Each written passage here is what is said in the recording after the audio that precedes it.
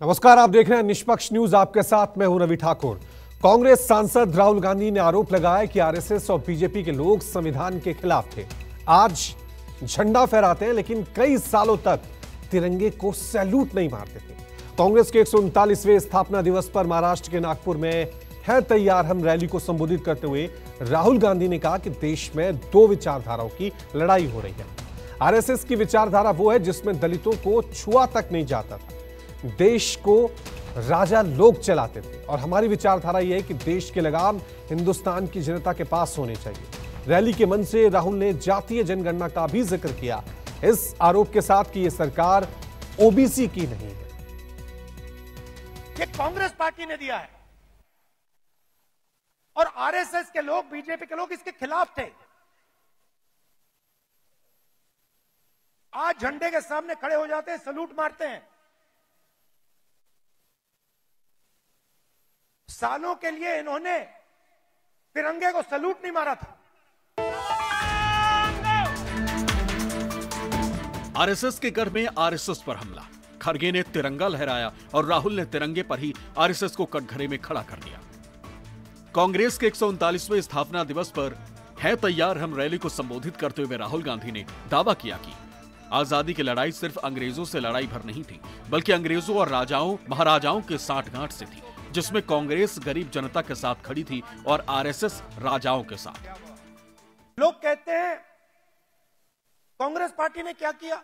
आजादी से पहले अगर आप इस देश में आते, 500-600 राजा थे, अंग्रेज थे, मगर हिंदुस्तान की जनता को इस देश में कोई अधिकार नहीं था। गरीब व्यक्ति की जमीन अगर राजा को अच्छी लगी, 1 सेकंड में उसको ले जा सकता था। ये सारे के सारे अधिकार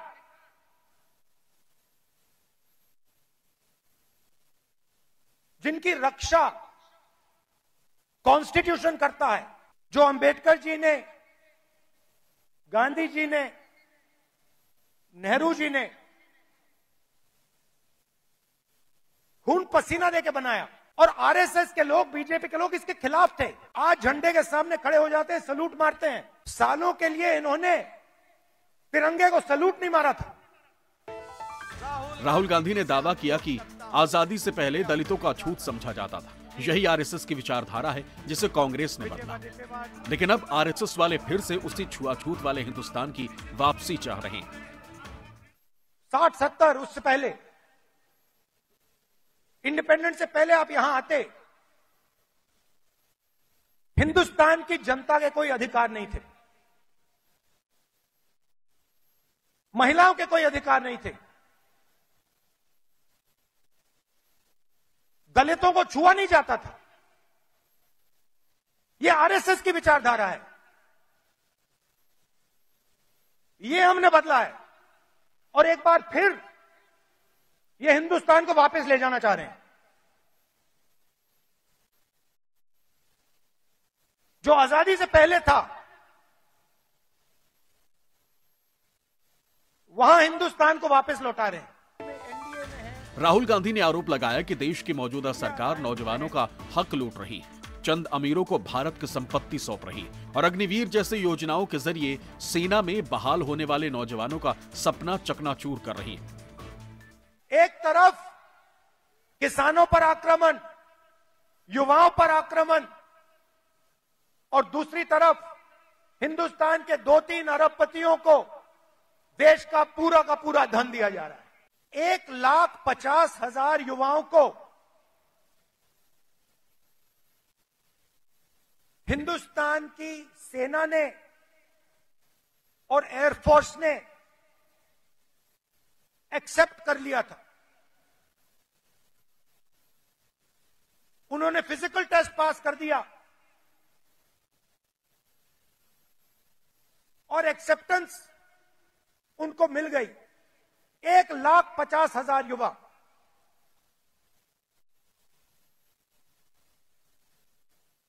मोदी सरकार ने अग्निवीर योजना लागू की और 1,50,000 युवाओं को उन्होंने आर्मी में, एयरफोर्स में नहीं आने दिया। अपने संबोधन में राहुल गांधी ने एक बार फिर जाति जनगणना का जिक्र करते हुए दलितों और आदिवासियों की हकमारी का इल्जाम लगाया, तो साथ ही नफरत के बाजार में मोहब्बत की दुकान का नारा भी दे दिया। मैंने पार्लियामेंट में सवाल पूछा, बीजेपी के लोगों से पूछा, हिंदुस्तान को 90 लोग चलाते हैं, देश के अफसर हैं, पूरे बजट को बांटते हैं। मैंने पार्लियामेंट में पूछा कि इनमें से ओबीसी कितने हैं, दलित कितने हैं, आदिवासी कितने हैं। बीजेपी के लोग चुप हो गए। ओबीसी की कम से कम 50% आबादी है, दलितों की 15% आबादी है, आदिवासियों की तकरीबन 12% आबादी है।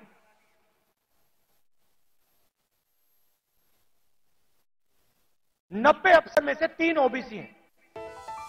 राहुल गांधी के बाद हैं तैयार हम रैली को संबोधित करते हुए कांग्रेस अध्यक्ष मल्लिकार्जुन खड़गे ने भी बीजेपी आरएसएस को डरपोक बताया।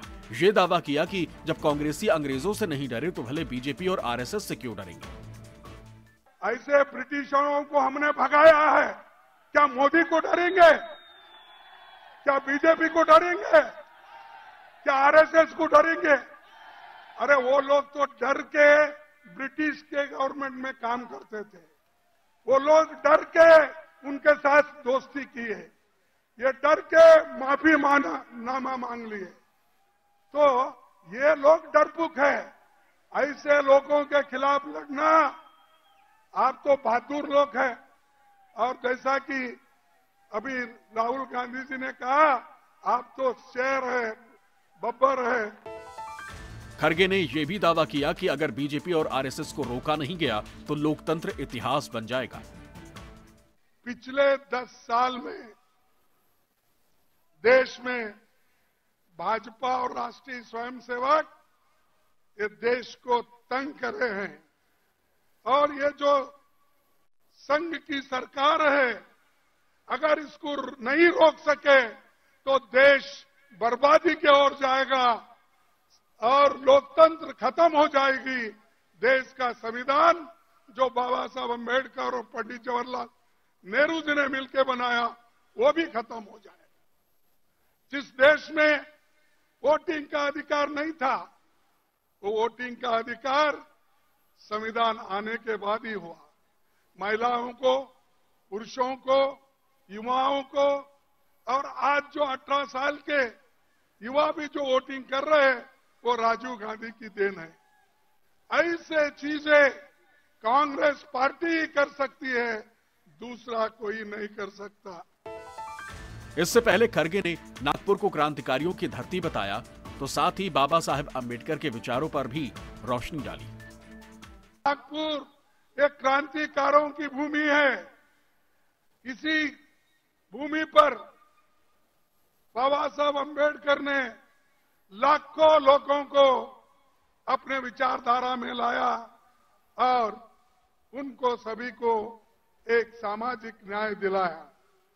महात्मा गांधी जी भी वर्धा और यहां पर कम से कम 2600 दिन यहां पर उन्होंने गुजारा है। करीब 7 साल उन्होंने मेहनत की। देश को आजादी दिलाने के लिए उनका काम यहां बहुत बड़ा है। देश के कोने कोने से लोग यहां आकर उनका सलाह लेते थे और देश को आजादी दिलाने के लिए क्या करना, इस विचारधारा का यहां पर बात होती थी। तो दूसरे तरफ हमारे पीछे आरएसएस का बंगला है, क्योंकि आरएसएस भी जो पैदा हुई यहीं से हुई और आज यही आरएसएस देश को बर्बाद कर रही है। आरएसएस और बीजेपी पर तीखे हमलों का जवाब भी आया। फडणवीस ने राहुल गांधी पर तंज कसा, ये कहते हुए कि विदर्भ के लोग कांग्रेस के लिए तैयार नहीं थे। उन्होंने राहुल को गंभीर नेता नहीं माना। मुझे लगता है कि उनकी थीम थी है तैयार हम, लेकिन नागपुर विदर्भ के लोगों ने बताया हम तैयार नहीं है। और इस रैली के लिए तेलंगाना से भी लोग उन्होंने लाए थे, बावजूद उसके वो कुर्सियां नहीं भर पाए। तो मुझे लगता है कि जब राहुल गांधी को लोग सीरियसली लेने को तैयार नहीं है तो हम क्यों उसके ऊपर सीरियस होकर कोई सवाल जवाब करें। कांग्रेस पार्टी और नागपुर से जो लाखों लाख लोग यहाँ पर आए थे, इस बात का संकेत है कि केंद्र सरकार के खिलाफ जनमानस में अपना मन लोग बना चुके हैं, कांग्रेस के साथ हैं, मजबूती से हम चुनाव लड़ेंगे और पूरे देश भर में हमारी इंडिया अलायंस का जो गठजोड़ है वो एनडीए को पराजित करेगा। हम लोग सरकार बनाएंगे। देश को आजादी दिलाई, देश को के उन्नति में अपने प्राणों के न्यौछावर हमारे नेताओं ने किया। देश के संविधान को बनाने वाले, देश के संविधान की रक्षा करने का दायित्व भी उठाएंगे। ये संकल्प आज इस 138-139वें स्थापना दिवस पर हर कांग्रेस ने लिया। देश की सबसे पुरानी पार्टी भारतीय राष्ट्रीय कांग्रेस की स्थापना 28 दिसंबर 1885 को हुई थी। आजादी की लड़ाई में अंग्रेजों से लड़ते हुए महात्मा गांधी और जवाहरलाल नेहरू समेत कांग्रेस के कई नेताओं ने जेल की सजा काटी थी। नागपुर में है तैयार हम कार्यक्रम से पहले दिल्ली स्थित कांग्रेस मुख्यालय में भी पार्टी अध्यक्ष मल्लिकार्जुन खड़गे ने तिरंगा फहराया, जिसमें राहुल गांधी और प्रियंका गांधी भी मौजूद रहीं। रमन कुमार, नागपुर, न्यूज़ 24।